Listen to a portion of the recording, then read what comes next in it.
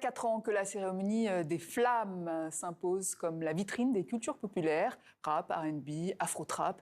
Diffusion en direct ce jeudi soir sur TV5 Monde. On en parle avec Amadouba, plus connu sous le nom d'Amad. Bonsoir. Bonsoir. Coproducteur de l'événement. Vous avez également cofondé. Vous êtes directeur général de Bouscapé, média spécialisé dans le rap français. Alors déjà, quand on dit Flamme, cérémonie des cultures populaires, est-ce que c'est un terme qui vous convient? Bien sûr. Parce que très souvent, il y avait un terme un peu fourre-tout qui était culture urbaine. C'est un terme qui, pour nous, ne nous correspond pas vraiment. Et culture populaire, on trouvait que c'était juste. Pourquoi? Parce qu'aujourd'hui, dans les cultures populaires, on peut retrouver le rap, mais pas que, plein de sonorités qui viennent d'Afrique ou d'autres... Afro-trap, afrobeat même. Exactement. Donc, on trouvait cette formulation beaucoup plus juste. Et elle a été bien adoptée, finalement, par la communauté. Et est-ce qu'aujourd'hui, vous diriez que ces cultures sont enfin reconnues ou encore un peu marginalisées, ou c'est une question de génération? Je pense qu'aujourd'hui, elle est au sommet, je dirais.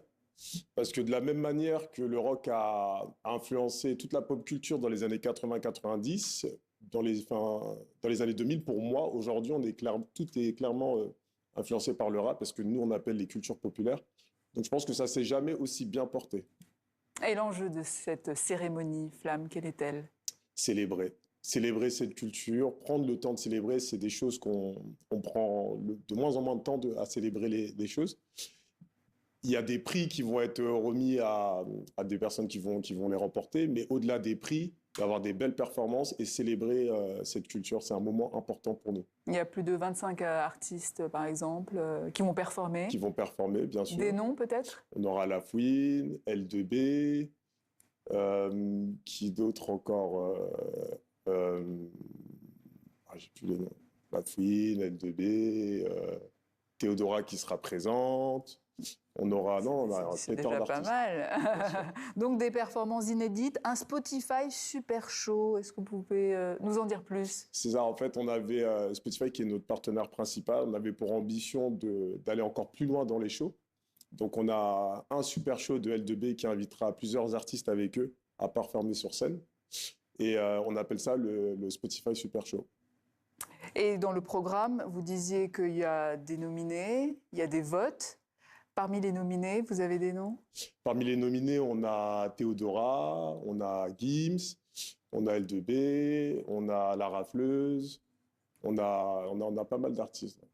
Tout à l'heure, on parlait de Spotify Super Show. Est-ce que cela ne traduit pas aussi une dépendance croissante aux plateformes musicales?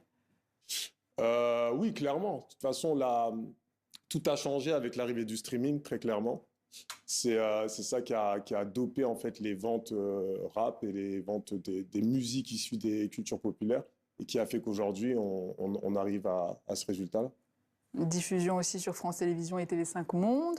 Est-ce que ça aussi, c'est une reconnaissance institutionnelle, vous diriez? Bien sûr. Le rap et les musiques issues des cultures populaires, c'est très souvent, ça a été marginalisé. On ne les voyait pas trop dans des canaux où tu avais à des heures de grande écoute. Aujourd'hui, les retrouver sur France Télé, c'est une réussite, clairement. Aujourd'hui, Flamme, c'est un événement culturel, évidemment, mais politique aussi. Politique, je ne sais pas si jamais c'est politique. On n'a pas vocation à ce que ce soit politique. Maintenant, il y a des causes qui nous touchent, donc on prendra la parole pour les mettre en avant. Après, politique, on n'a pas pour vocation à l'être, non. Amad, merci, coproducteur de la cérémonie. Merci beaucoup. Des Flammes diffusées donc ce jeudi en direct, notamment sur TV5 Monde.